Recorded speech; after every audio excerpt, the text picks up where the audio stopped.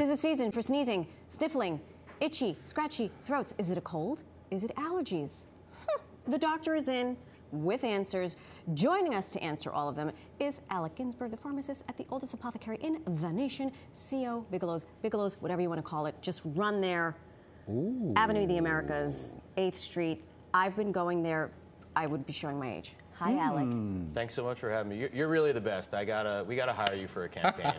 Every time I come on here, you know the whole history. It's amazing. Well, if I could, they also bodegas have cats. They pale in comparison to the Bigelow's cat. Oh, what type of cat? We just got a new kitten. He's 10 months old. His name is Ozzy, named after the drug of the year, Ozempic. Oh. Yeah, Rest in peace, Allegra. So Ozzy must be slim.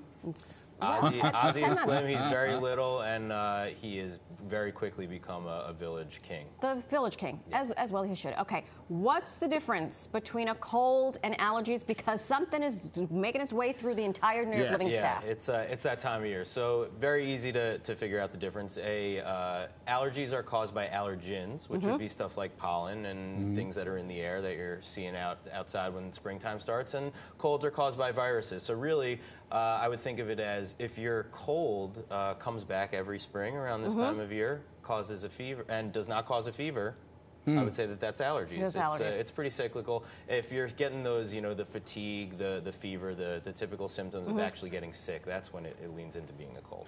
Doc, I need your help. Yeah. Now listen, I have never had allergies before.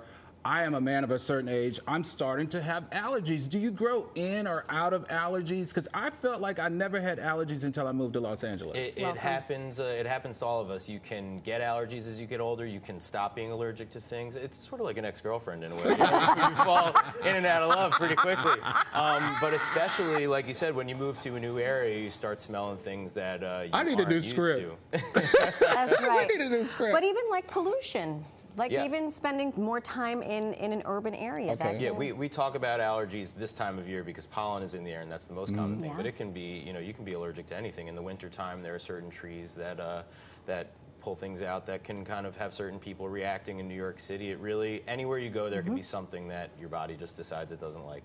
Okay, what if you're one of these people who knows, okay, come April, I know I'm going to be sneezing. Right. Can you start taking an over-the-counter allergy medicine ahead of it to sort of keep it at bay? Yeah, that's a good question. Absolutely. I would think of allergy meds sort of like sunscreen. So if you're going into the sun and you don't want to get a burn, you put it on 30 to 60 minutes before you go into the sun to prevent it. So allergy meds are the same way. You don't want to wait until you're already reacting and sneezing. Right. I would start 2 weeks ahead of time. That's what I do myself. I take a daily antihistamine like Xyzal, and I take a nasal spray, Nasacort, because my allergies just get during really allergy bad. Season. During allergy season. So I started towards the end of February because I know that allergy season in New York usually starts around the end of March. Unfortunately, the weather here has pushed it off a little. Yeah. So you still have time.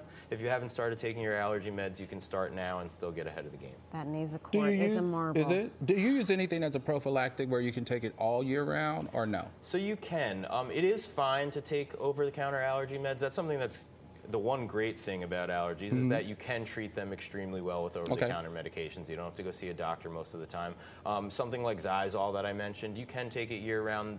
Very, very few side effects. If anything, maybe it makes you a little bit drowsy. Same with Claritin, Allegra. These are the typical allergy meds you think of. When should you go for shots? Ooh. So there are a lot of steps between the over-the-counter meds we're talking about and shots.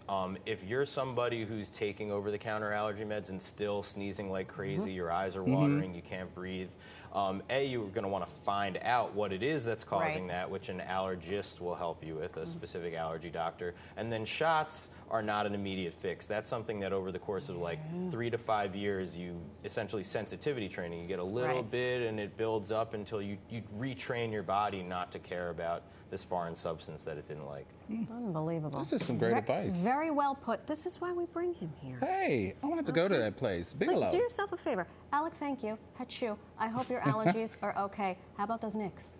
Knicks are great. The Mets are great. I know you told me not to jinx it, but it's a good time to be a New Yorker. Right. And, get outside, prevent yourself from sneezing, and we can all enjoy the great sports season that's coming. That's right. And do yourself a favor. We need to go on a field trip. Yes, we need to go on a field trip to hear you, too. I want to hear you doing the announcement. It's like nails to a chalkboard. Do yourself a favor. Check out The Oldest Apothecary. Make sure to follow them at CEO Bigelow on the gram. And do get your allergy meds. Okay.